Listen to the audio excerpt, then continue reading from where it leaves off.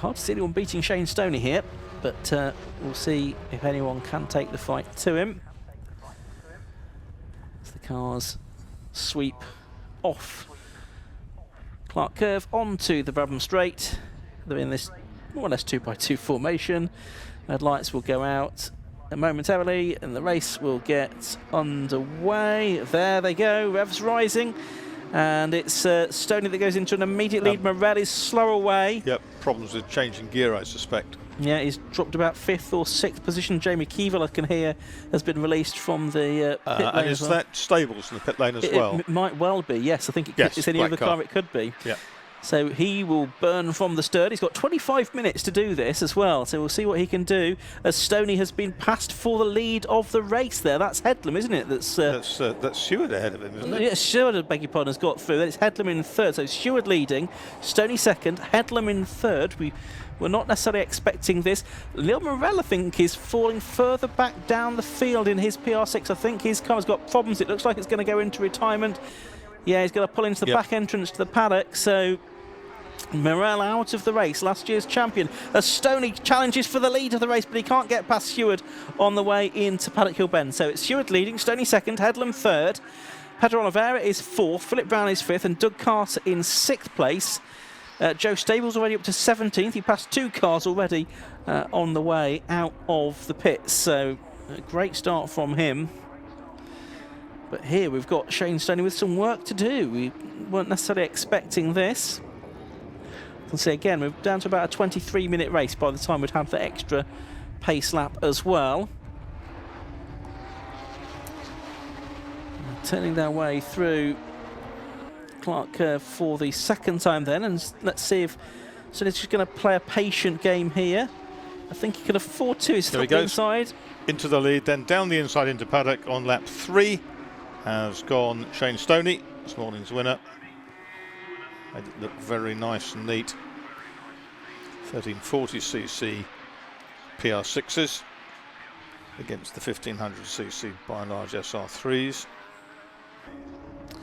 Yep, 2 classes. Stewart in Class B, which is for the standard engined cars. Class A for the tuned engine cars. All higher boosters in Class B. We'll have to run on specific tyres as well. There's a free choice of tyres in Class A. So Stoney already pulling out several car lengths over Stewart, and then it's Headlam in 3rd, who is 2nd in Class B at the moment, behind Stewart. Then it's Pedro Oliveira 4th. Where's Stables got to? He's now listed as being in the invitation class, presumably because he can't get his car up to the right weight. But he also weight started from the pit lane, and he's up to 12th place now, and is lapping in the 48, so he's going to make up several more places before this race is out. So Stewart now has to try and cling on to the Class B lead here from 55, which is Dan Headlam, who started out racing in single-seaters 14 years ago. And Headlam it was that won the earlier race as far as Class B was concerned.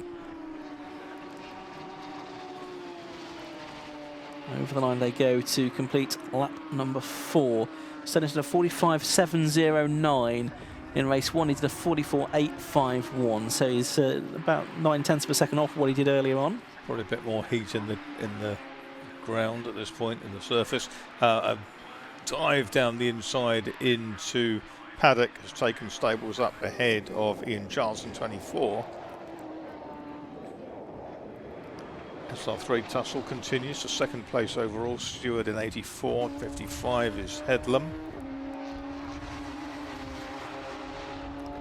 And that's the battle involving 86, which is Steve Bell, and 15, which is Dean Hudson. As they turn their way through, Hudson, this is favourite circuit is this one, Brands Hatch, the man from Rochester, an electrical engineer in his 2nd season of racing, having done track days and motocross before that.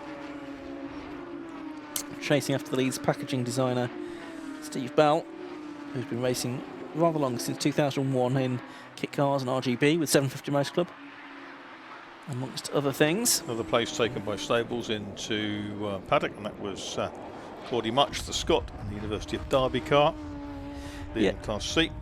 Yeah, so Stables now up to 10th, but he's not going to be scoring points in this race, being in as an invitation entry now. Much still leading Class C for the SR1s, again quite comfortably from Aaron Rose, who was sort of explaining how the University of Derby team run the car and about the course there that's run for sort of motorsport engineering. But the SR1s can't really hope sort of in sort of equal circumstances with hope to live with the SR3s or PR6s. Keyville making some ground, Ian, from the pit lane. He's up into 10th place in car number 9, the white car with the kind of the Jensen Button-esque brawn stripes on it. Yeah, well, he was last year's Class A champion, was Jamie Keyville.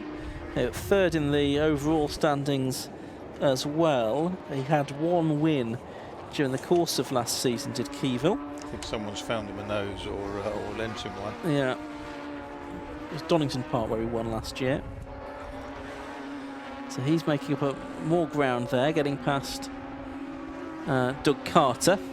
So that will put him into, I think, 9th position now. Yes, it does. So he's chasing Stables through the field quite effectively, actually. And actually lapping, yeah, not quite as quick as him. Because Stables down to the 46s, 46.8. 60s, Alicia Barrett will be leading the Coupe des Dames. Yes.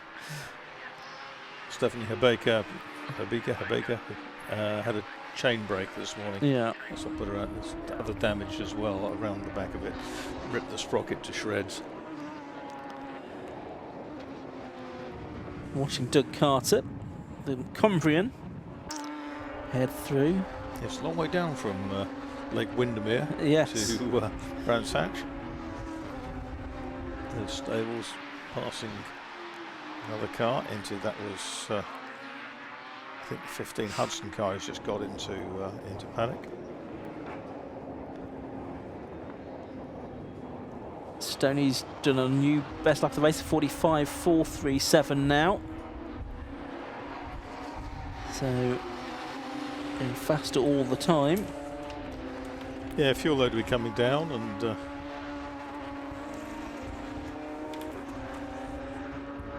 side by side, and the Headlam's going to go through into paddock, going past Stewart. So new second place man. Here he is. There he is.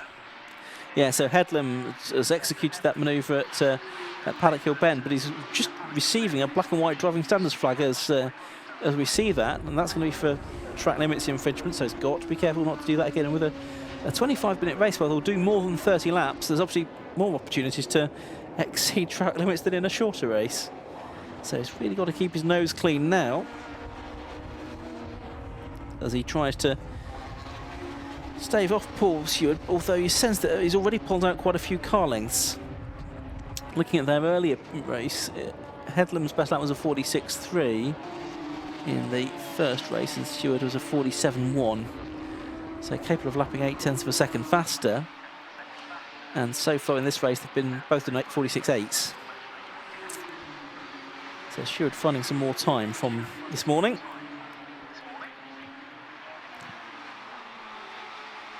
First season of racing in the Bike Sports Championship and settling into it very well straight away.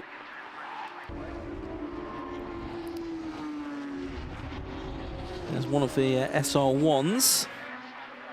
That's the 86 car, we can see now Steve Bell, and that's one of the cars just keeping out of the way. Stables did 46.181 last time round, incidentally. Now running 6th on the road in the invitation class car. Yeah, he's lapping faster than anybody else apart from Stoney, isn't he? Yeah, as would be expected. Yeah, because he was second on the road in the earlier race. Stewart hasn't given up the idea of getting back past Headlam. He's not, has he? So looks like a good race in the offing between these two. Stables 46 flat pretty much, 46.098.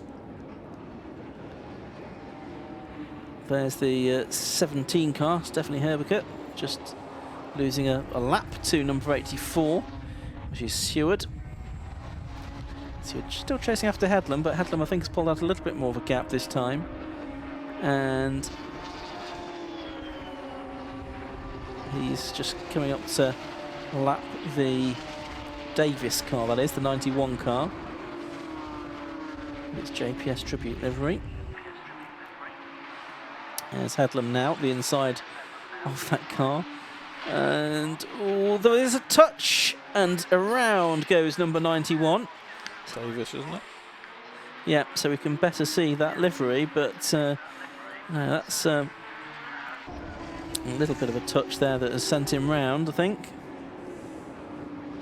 I'm sure I would expect there were blue flags waving to let him know that through was coming a quicker car. 57 is Pedro Oliveira, we can just see on screen now. He's got Philip Brown chasing after him. There's only 0.6 of a second between them as the start of this lap. 13 minutes of the race left to go, so we're pretty much halfway through this race now. And there's that car still stranded at Druids, half on the circuit and half off. So that's going to need some form of intervention to remove it. I would think we know what that might mean. So there's 60 and 55 cars there. 60 is one that's being lapped. That's Alicia Barrett. Lapped by 55 Dan Headlam, who still leads Class B and is second overall.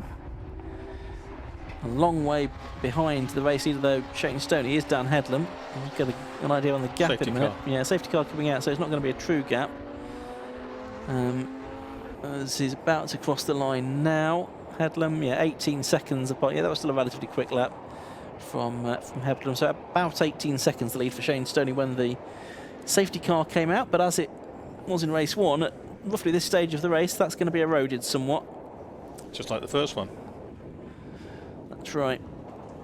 But it is going to help stables progress. And that car's now moved of its own accord, the John Davis car. So it didn't need outside help in the end, I don't think, unless there's some marshals that got down and gave us a shove that we didn't see. But in any case, it does mean it's going to be a fairly short safety car period, I think. Maybe just one more lap after this. Because here at Brands Hatch, uniquely as far as I can think, the safety car joins halfway around the lap. Yeah. On the exit of Graham Hill Bend. I can't think that happens at any other circuit. That's for reasons of safety rather than anything else. It's a safer place to introduce it than have it come out of the pit lane when cars would be heading directly towards it potentially. So just under 11 minutes of the race to go. Yes, safety car in this lap we're seeing on our timing screen. So just 1.5 laps behind it. As that John Davis car's got away. So the order at the end of lap 15 is number 89 Shane Stoney leading, 55 Dan Headlam in second, 84 Paul Seward in third, Headlam leading Class B. John Davis into the pits. Yeah, as expected. Pedro Oliveira is fourth in number 57, fifth in number 11 Phil Brown, sixth is the now invitation class winner number 98 Joe Staples, seventh is number 9 Jamie Keevil, both of them having gone from the pit lane, 8th 86 Steve Bell, 9th number 15 which is Dean Hudson, and 10th number 5 Doug Carter. Safety car lights are out on the Hyundai and we'll be soon back off and running. 10 minutes to go. Yeah, almost exactly. As the race gets back underway, Shane Stoney can control it now, and he doesn't play any mind games with anyone. He just floors it, gets his foot to the ground, and the race is very much back underway. And of course there's cars out of position here, which always makes for spectacular racing on the beginning of the restart. The slower cars now need to jump out of the way. I think Scott Lear may have been one of those in the SL1. Stables transponder doesn't look like it's worked. That was Stables, wasn't it? On the outside there. I think it may have very been. Sideways out of Druids. Yeah, so cars making their way off Graham Hill Bend, trying to sort them ourselves out. And that's Phil Brown, I think, getting ahead of Pedro Oliveira for position there. We just didn't quite see the end of that manoeuvre. Let's have a look. Yeah, there's Phil Brown. He's ahead of the white and green Stables car. is ahead of them both. Yeah, so he's through, and that'll be for 4th place now. Not that he's scoring points in this race. Reminded that points are scored within the individual classes, but rather than based on overall finishing position. The driver with the most points from either class at the end of the season, or any of the classes now, with 3 of them is the champion. could play into the hands of Gordy Much in the SR1s if he does the full season. As wide goes Oliveira there, and he's going to have lost another position there to Jamie Keevil as a result of that. So Keevil will have gone through as well. And the number 3 car of Calvin O'Connor is the red car that is sort of finding his way back now. Back past now. He's done a quarter minutes to go. Stoney's already completed lap 18. He's done 45.389. And the second place car of Dan Headlam comes over the line 8.8 seconds adrift. So the gap has come down after that. Safety car, of course. But it might well be out to something like 17 seconds by the end at the rate Stoney is going. In imperious form today. Should be hoping that he has reliability all through this season, which he's not had in the last year or so. The fresh engine probably helps. He was singing the praises of RLM before. Oh, that's Keevil and Brown, and he's muscled his way through as Jamie Keevil. Sometimes races a hello to Lan with his dad. Oh, and Stable's massively out of shape there as he flings the car past Paul Seward for 3rd position on the road. He is a determined fella, is Joe Stables, when the red mist descends. And he's really pushing on very hard here. Dan Headlam's just done his personal best lap of the race, 46.641. 3/10 off what he did in the earlier race. And the times are a bit slower than earlier on when we got into the 44s for Shane Stoney. He's still in the 45.2s at the moment. So on to lap 20. Stoney, Headlam, Stables, Seward, Keevil and Brown the top 6 as Stoney completes another lap. Not any quicker this time. Yeah, 45.226 the previous lap round. Was a new best for Stoney. There's Phil Brown. It's the 24 car behind him. That's a lap down though for Ian Charles. So it's not for position. Last year's runner-up in the championship, running in 6th place at the moment, and 3rd in Class B. And Oliveira it is that's needing to get past that back-marking Charles car to try and take the fight back to Brown and get back onto the Class B podium.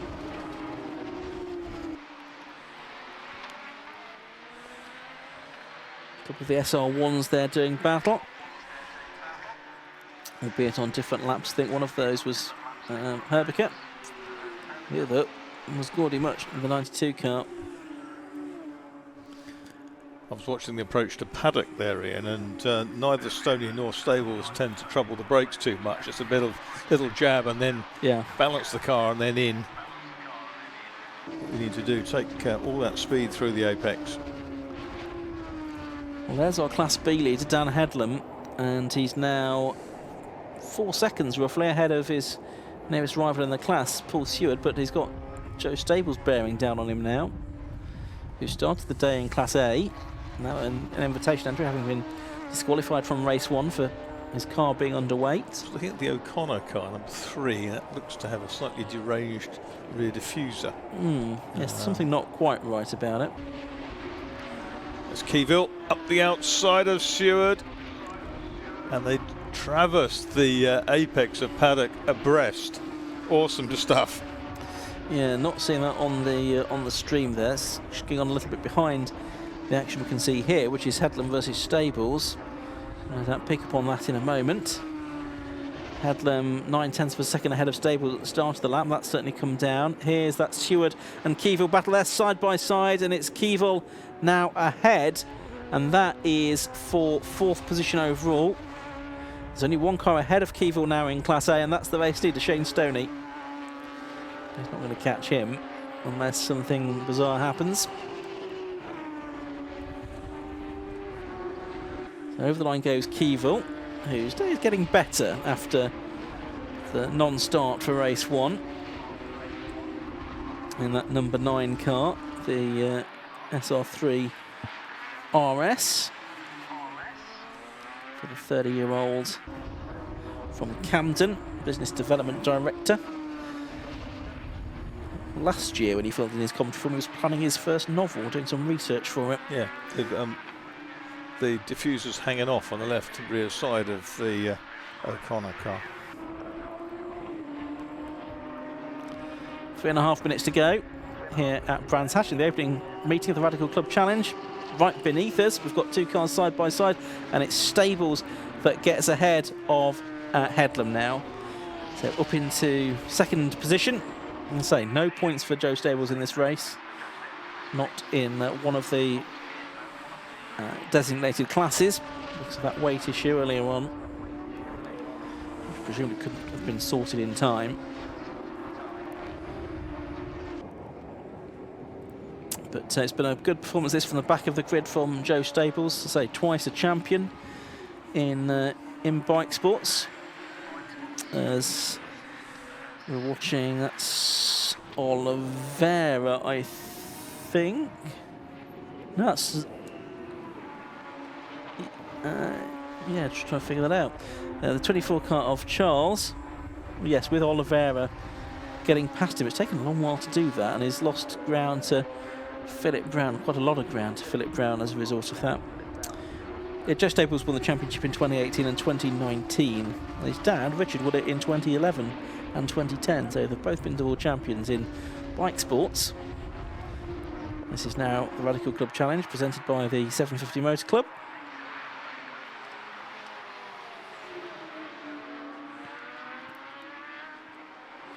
And it's into its final couple of minutes now here at Brands Hatch for the opening event of the 2025 season. Shane Stoney leading the way here, as he did in race 1, where he went to a 17-second victory. There he is. Probably got 2 more laps to go after this, because the lap times are such that 2 laps will take him about 91, 92 seconds. Maybe 93 at the rate he's going at the moment. But still going to have plenty of time for 2 more laps at the end of this. In that number 89 car. A PR6 drive from York.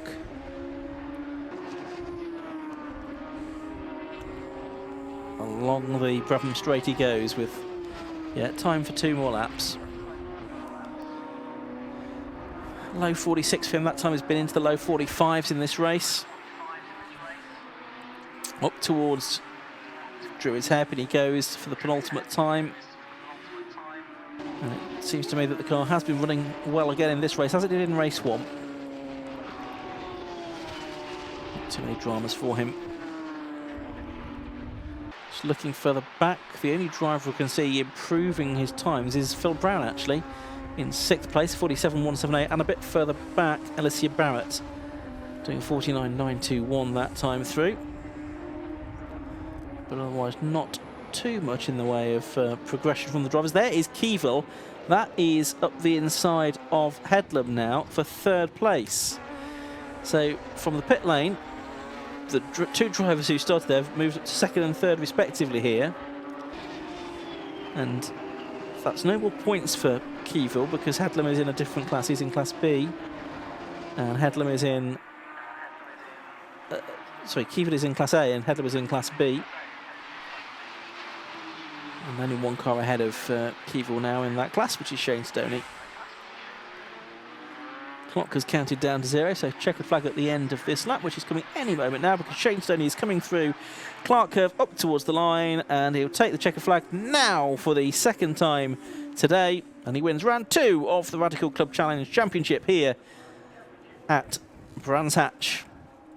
First of 2 visits this season. The second one will be on the Grand Prix loop in the summer. Difference was he was led for a couple of laps in this one. Yes, he was. Stewart making that very good start to the race. Ultimately, though, looks like he's going to finish in 5th. Stables come across the line in 2nd.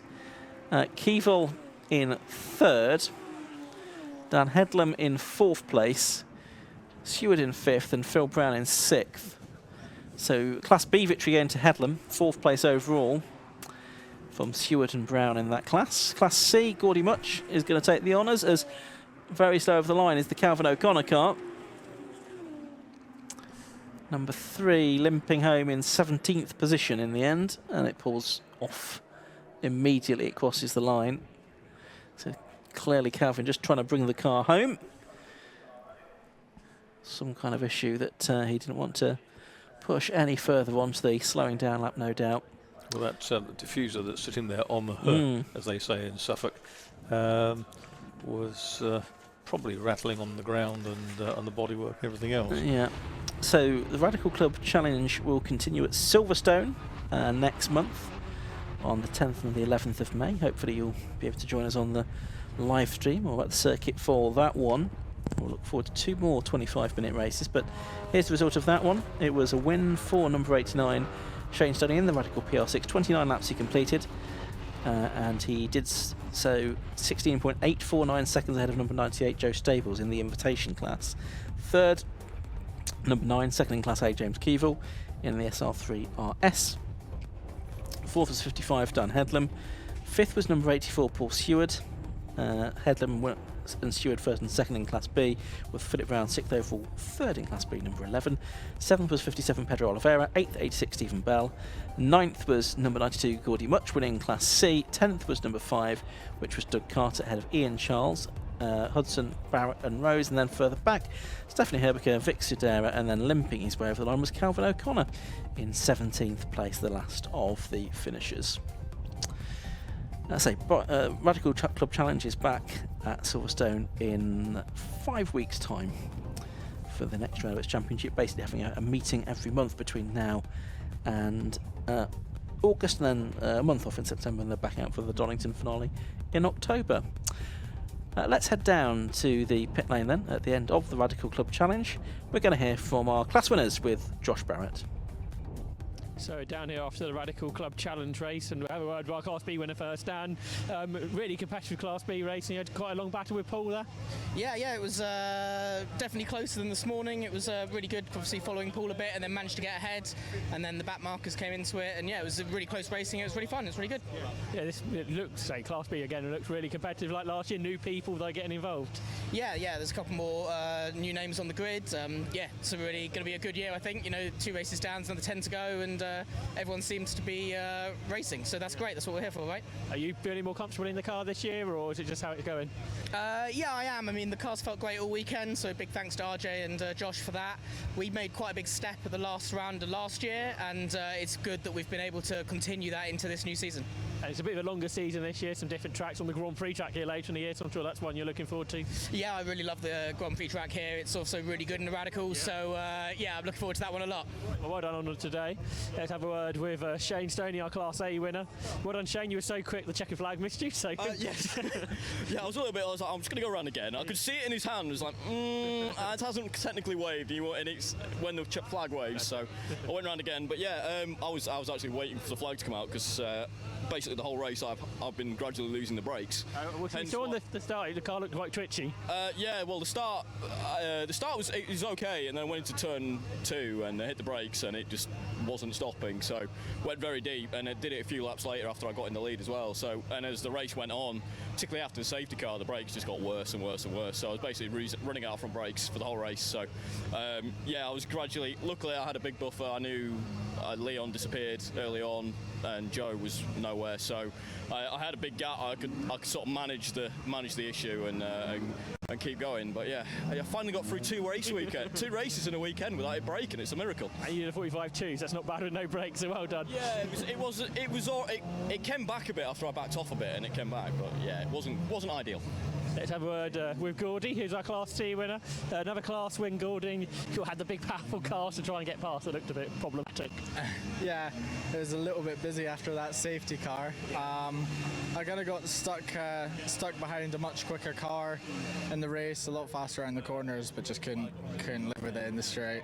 But that safety car, basically I was a lot more aggressive, and I just drove around the outside of people who were getting bunched up, and managed to pick out a few spaces, and then out the other side no one really pressured me from there. So yeah, it was quite a fun race, and that little safety car bunch up was probably the funnest bit of it.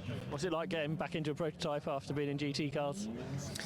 It's a lot different, of course. Like with the GT cars, it's a lot heavier. It's 1,500 kilos odd, and now I'm in something that is not far off 1,000 kilos less, so it's a lot more sensitive. So it's a completely different driving style entirely, but different's good. I'm really enjoying it. Of course, I've done the prototypes before with Praga, with Jimmy, and it's kind of nice to go back to that, because it's prototypes is something that I really enjoy, and it's something that I'm fast in. So Any other plans for this year? not at the minute, really. I've had quite a few people approach me on British GT, but none of the opportunities really were of that. That much interest. Yeah. They weren't of that much interest to me. So I'm quite happy doing what I'm doing and working with the Derby University and moving them forward. They've got big plans moving forward, and they want me a part of those plans, which is great.